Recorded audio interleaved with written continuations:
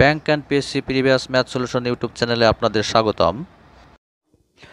আজ আমরা Janata bank assistant executive officer AUO teller 2015 সালের রিটেন প্রশ্নের গণিত অংশের সমাধান করব। আপনি যদি আমার চ্যানেলে নতুন হয়ে থাকেন তবে একটাই রিকোয়েস্ট, আমার চ্যানেলটি সাবস্ক্রাইব করে আমাদের সঙ্গেই থাকুন। Due to a reduction of 6 and 1.4% of the price of sugar, a man is able to buy 1 kg more for টাকা 120. Find the original and reduced rate of sugar. প্রশ্নে বলা হচ্ছে যদি চিনির দাম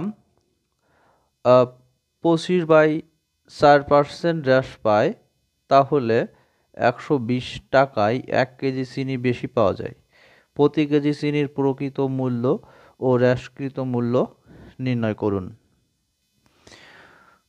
তো আমরা ধরি অরিজিনাল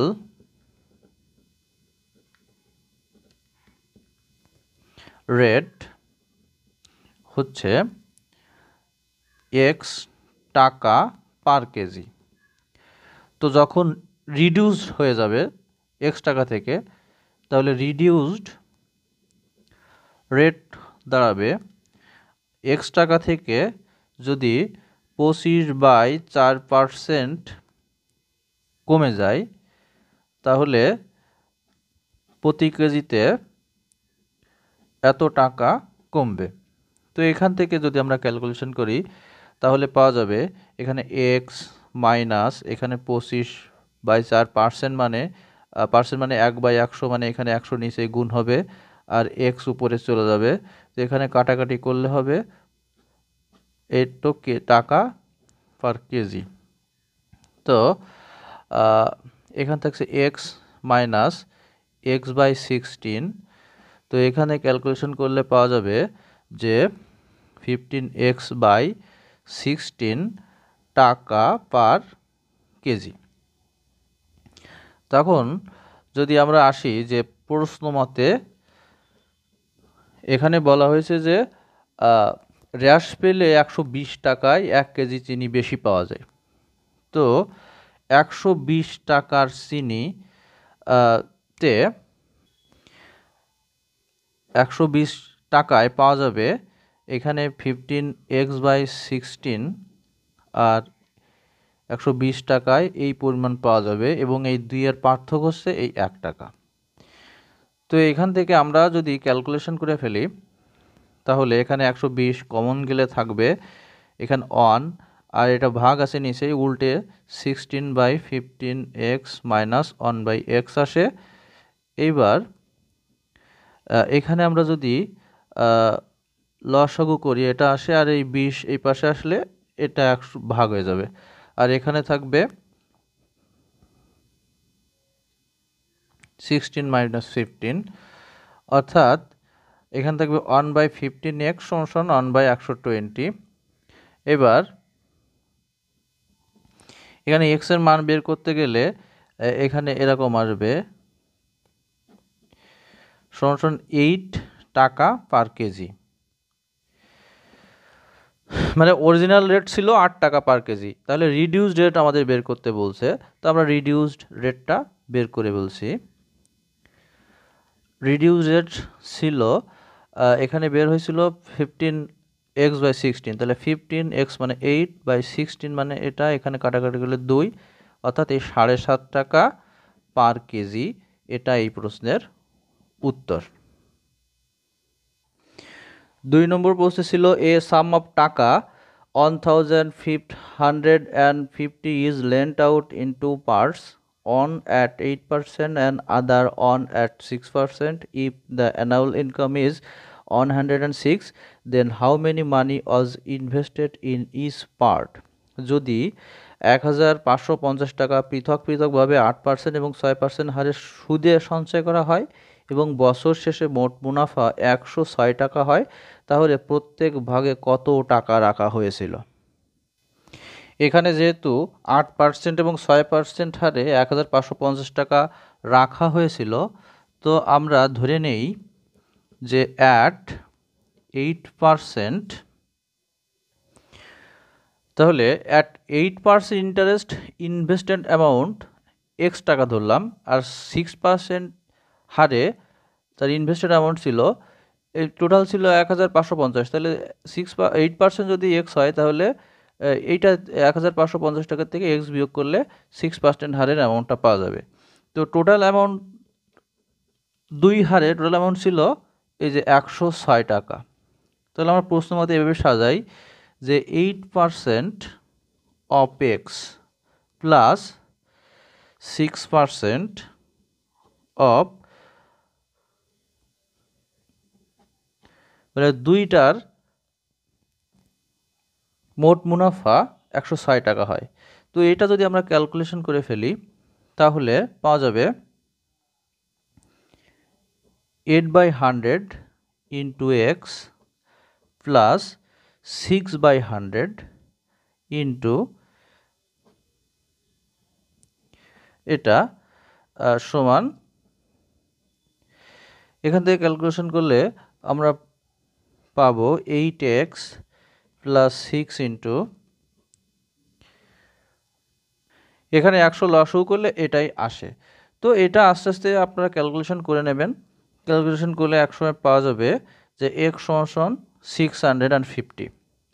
তাহলে এটা তো এক্স ধরা হয়েছিল 8% হারের ইনভেস্টমেন্ট মানি। তা আমাদের প্রত্যেক ভাগে কত টাকা রাখা হয়েছিল বের করতে বলছে। তাহলে আমরা এবার 6% ইন্টারেস্ট ইনভেস্টেড অ্যামাউন্ট বের করব। এটা ধরা হয়েছিল এই যে 1550 টাকা থেকে এক্স বিয়োগ, মানে 650 টাকা বিয়োগ করলে এটা যে মান পাওয়া যাবে সেটা, অর্থাৎ টাকা 900। তাহলে আমাদের অ্যান্সার পাওয়া গেল টাকা 650 অ্যান্ড টাকা 900।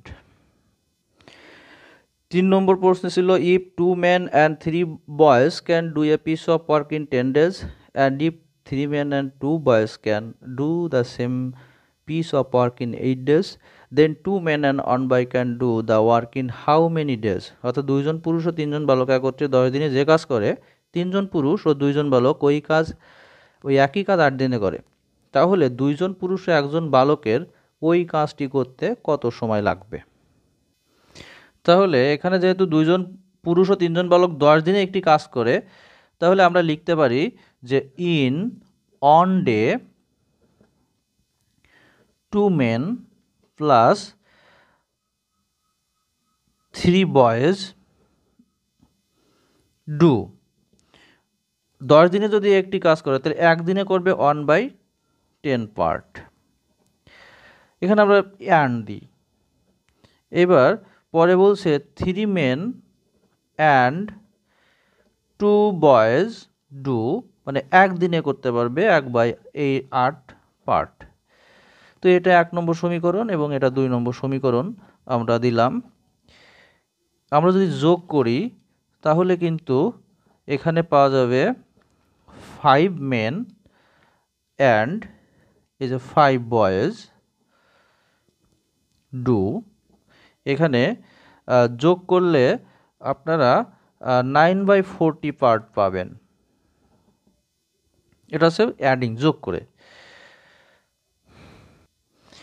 তো এবার যদি আমরা এই ওয়ান ডেতেই on men and on boys কতটুকু করতে পারে সেটা বের করি, তাহলে কিন্তু এখানে আপনারা পেয়ে যাবেন 40 × 5 মানে 9/200 পার্ট। এটা 3 নম্বর সমীকরণ দিলাম। তো এবার আমরা যদি 2 নম্বর সমীকরণ থেকে এই 3 নম্বর সমীকরণ আমরা বিয়োগ করে দেই, তাহলে এখানে আসবে 2 men and 1 boy do 1/8 minus 9/200 part. এখানে কেন 2 মেন আর 1 বাই পেলাম সেটা বলি। এই 2 নম্বরে আছে 3 মেন আর 3 নম্বর আছে 1 মেন। 3 থেকে 1 বিয়োগ করলে 2 মেন আর 2 থেকে 1 বিয়োগ করলে 1 বয়। আমাদের তো সেটাই বের করতে বলছে যে 2 জন পুরুষ আর 1 জন বালক ওই কাজটি করতে কতদিন লাগবে। তো এখানে ক্যালকুলেশন করলে পাওয়া যাবে 2/25 পার্ট। তো আমরা জানি যে 2 জন বালক এবং 2 জন পুরুষ এবং 1 জন বালক এই 2/25 অংশ কাজ করতে লাগে 1 দিন। তাহলে 1 অংশ কাজ করতে লাগবে তাদের, এটা উল্টে যায়। তো এটা করলে পাওয়া যাবে 12.5 ডেজ। এই 12.5 ডেজ এই কোশ্চেনের অ্যান্সার। আমাদের চ্যানেলটি যদি ভালো লেগে থাকে তবে অবশ্যই সাবস্ক্রাইব করুন, লাইক, কমেন্ট এবং শেয়ার করুন। আমাদের সঙ্গেই থাকুন। আমরা চেষ্টা করি প্রতি শুক্রবারে যে পরীক্ষাগুলো হয়ে থাকে সেই পরীক্ষাগুলোর সকল প্রশ্নের গণিত অংশের সম্পূর্ণ ব্যাখ্যা সহ সমাধান ভিডিও আকারে আপলোড করতে। সবাই ভালো থাকবেন, ধন্যবাদ।